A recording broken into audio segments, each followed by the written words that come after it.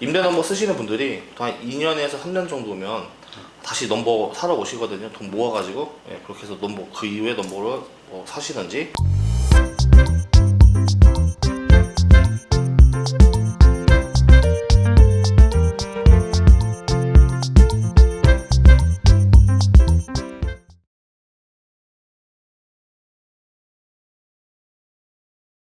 네, 저번에 한번 인사드렸어요. 네. 기억하시죠? 네네, 기억날 것 같습니다. 7월 2일날 자격증 따셨어요? 네. 따끈따끈하겠는데요? 공부를 안 하셔가지고 공부 안 하면 따기 어려운데? 차를 네. 제가 이제 일할 곳 사무실 쪽에 대한 얘기를 잠깐 해봤었는데 네. 그냥 1톤보다도 1.4? 1.2톤. 1.5톤? 그게 그래도 네.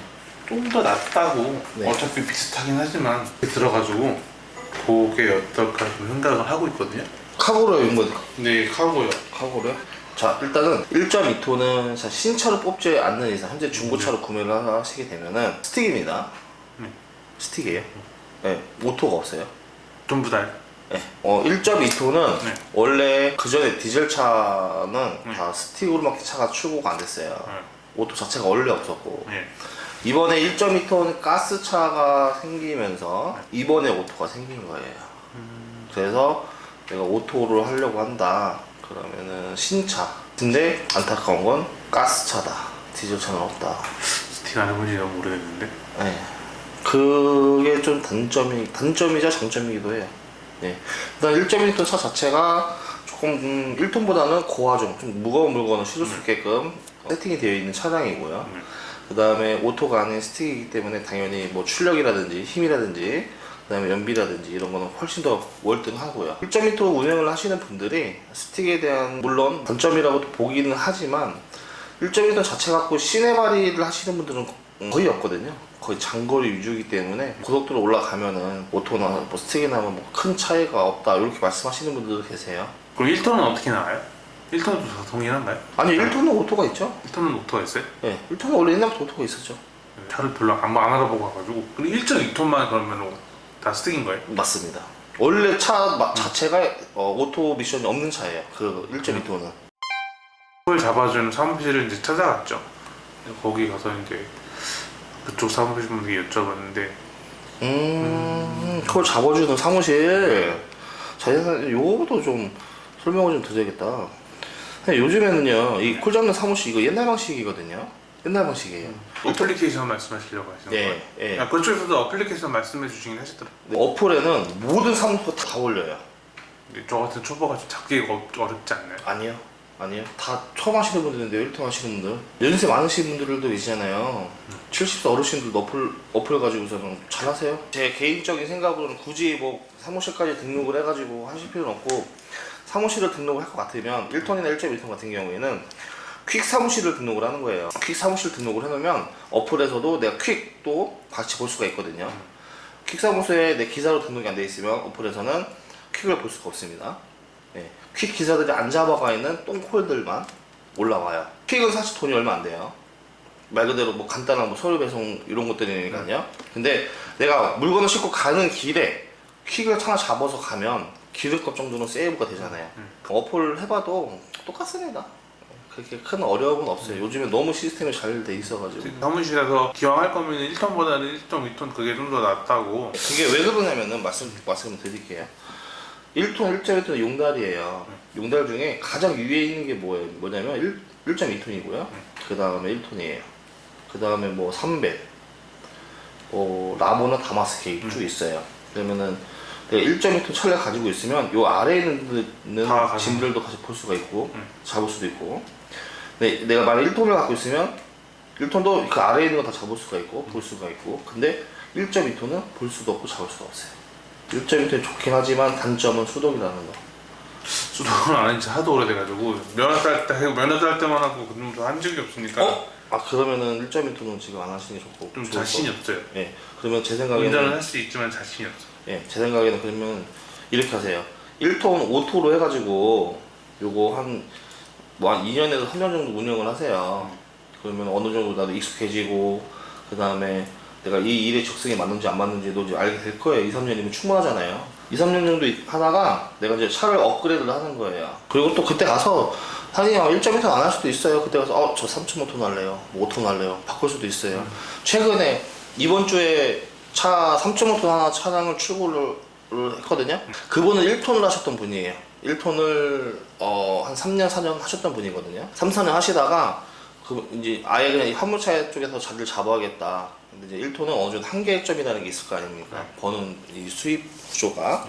그래서 나는 이제 3.5톤으로 가야겠다 해서 이번 주 엊그저께 차 출고하셨어요. 1톤 정리하시고 3.5톤으로 그렇게 올라가시는 분도 계세요. 예. 그게 순서예요. 일단 초반에는 1톤 오토가 가장 무난해요. 예. 그리고 카고 선택하시는 것도 잘 하신 거고요. 카고가 일이 그나마 조금 더 많고 기동성도 차 자체 기동성도 더 좋기 때문에 내가 한 6개월 정도 일 딱 배우고 고생한다고 생각하시면 한 그 이후부터는 내가 일도 하면서 퀵도 같이 할 수도 있어요. 예, 그럴 때는 카고가 좋죠. 그러면 지금 차는 좀 어느 뭐라고 그러지? 네. 금액대랑 뭐 키로수 그런 것들은 어떻게 되나요? 네, 넘버는 구매하실 거예요? 넘버는 구매를 해야 될 것 같아요. 구매를 하실 거고.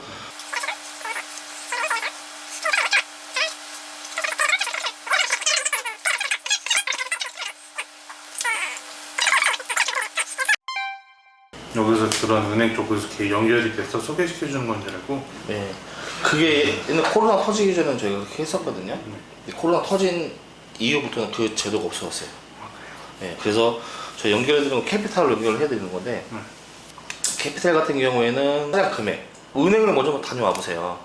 은행을 다녀와서 만약에 은행에서 그게 안 된다 이랬을 경우에는 제가 좀 전에 말씀드린 것처럼 캐피탈로 차량 그 다음에 임대 넘버로 가시는 방법. 그렇게 가셨다가 임대 넘버 사용하시다가 임대 넘버 쓰시는 분들이 한 2년에서 3년 정도면 다시 넘버 사러 오시거든요. 돈 모아가지고. 예, 그렇게 해서 넘버 그 이후에 넘버를 뭐 사시는지 한번 확인해보고 안 되면 뭐 임대 넘버를 해야죠. 뭐.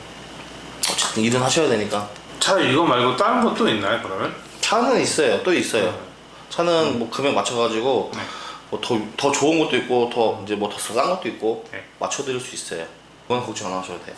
그러면 제가 일단 먼저 은행 가서 네. 그 여부를 확인한 다음에 그렇죠. 전화를 드리면 되겠네요. 네, 전화 주시면 제가 뭐 돈이 뭐 은행에서 돈 다 나온다 그러면은 은행 대출 받아서 오시면 되고 안 된다 그럴 경우는 또 제가 또 한번 고민을 해볼게요.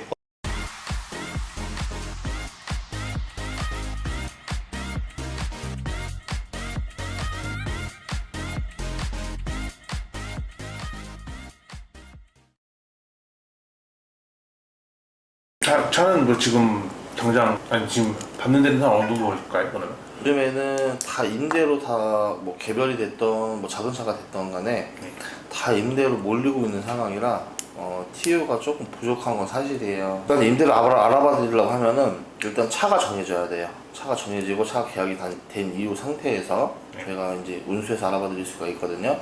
그러면은 나면 바로 이제 또 움직이실 건데 어떻게 되는 거냐면은 차량 계약을 오늘 하고 임대가 결정이 되면 제가 또 한번 다녀오셔야 돼요. 네, 왜냐면 위스타 계약을 작성을 하셔야 되기 때문에 다녀오시면 되고 최종적으로 저한테 이제 그쪽 회사의 임대 넘버가 노란 넘버가 나오면 저한테 도착하게 되어 있거든요. 제가 넘버 장착해놓고 다 끝나면 사는 이제 전화 드려서 차 가지러 오시라고 그렇게 얘기를 할 거고요. 일단은 차가 계약이 돼야지만 다음 진행을 할 수가 있어요. 그래서 뭐 빨리 되면 원래 자리가 바로 있으면 거의 한 일주일? TU 나오는 시간이 조금 걸리는 거예요 요즘에는요. 그거만 좀 참고를 해주시면 될 것 같습니다. 그럼 임대 그 주선 회사랑 저랑 계약이 되는 거잖아요. 그렇죠. 그러면은 만약에 그 임대가 어쨌든 제 번호의 소유가 아니기 때문에 사고가 났을 경우에는 어떻게 처리가 되나요? 자, 우리가 자동차 보험을 들잖아요. 이거 똑같아요. 자동차 보험을 드는 거고요. 운수회사는 이제 화물 공제보험 가입돼 있어요. 그 공제보험 쓰시는 거고 사고 났을 때 그 보험 처리하시는 거예요. 제가 제 보험이 아니라 그 운수회사 보험이에요. 선생님 보험이 아니에요. 대신에 보험료는 선생님이 내시는 거고요. 그럼 뭐 벌점이나 뭐 이런 것들 같은 경우에는 어떻게 처리가 되는 거예요? 그럼 개인한테 가는 거죠 벌점은. 개인. 네, 운전자 본인한테 가는 거지. 그럼 회사하고는 상관이 없잖아요. 그죠? 그러니까 저는 번호판이 소유가 아니기 때문에 어떻게 되는지 좀 되게 궁금해가지고. 네, 그래서 임대 넘버가 좋은 거는 하나죠. 처음에 자본금이 조금 덜 들어가는 거. 그렇죠.